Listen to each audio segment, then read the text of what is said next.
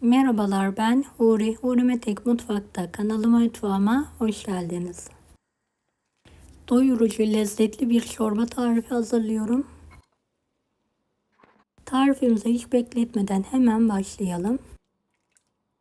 Akşamdan ıslattığım bir çay bardağı buğday var.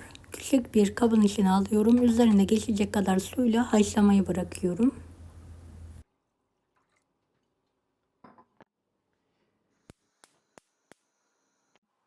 3 yemek kaşığı un,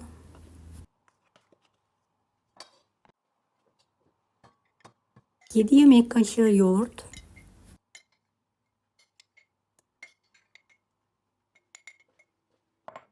1 adet tam yumurta, biraz su ekleyerek tüm malzemeyi pürüzsüz olana kadar karıştıralım.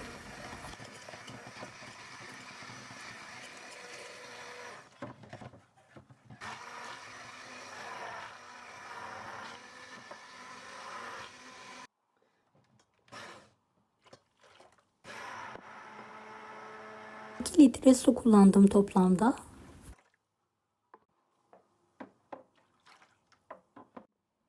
Ocağın üzerine alarak kıvam alana kadar pişirmeye bırakalım.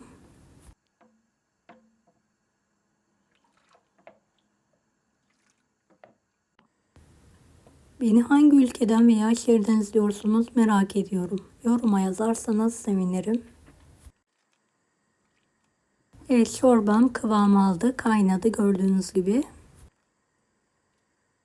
Haşladığım, suyunu süzdüğüm buğdayı çorbaya ekliyorum.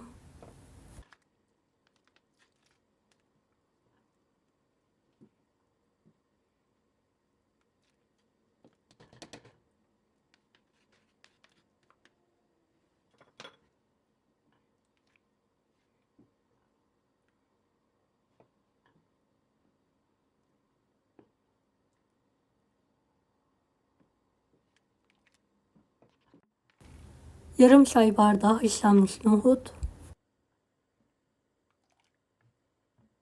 bir kase didiklenmiş kuşbaşı et,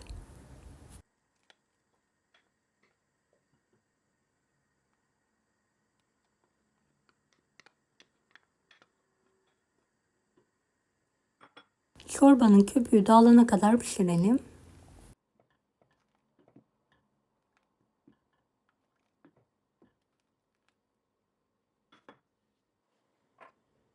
Tuz ekleyelim.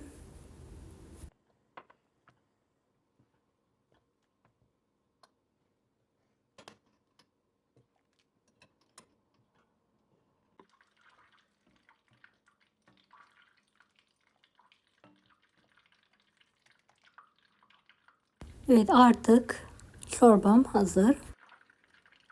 Bir tatlı kaşığı kuru nane, 2 yemek kaşığı tereyağı, biraz zeytinyağında erittim ve nanenin üzerine ekleyerek çorbanın içine alıyorum. Evet, karıştıralım. Buğday çorbamız yemeğe hazır.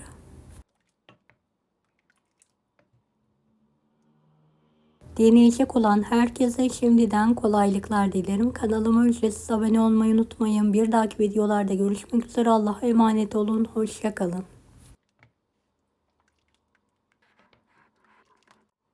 Daha farklı tarifler için bunları da izlemeyi unutmayınız.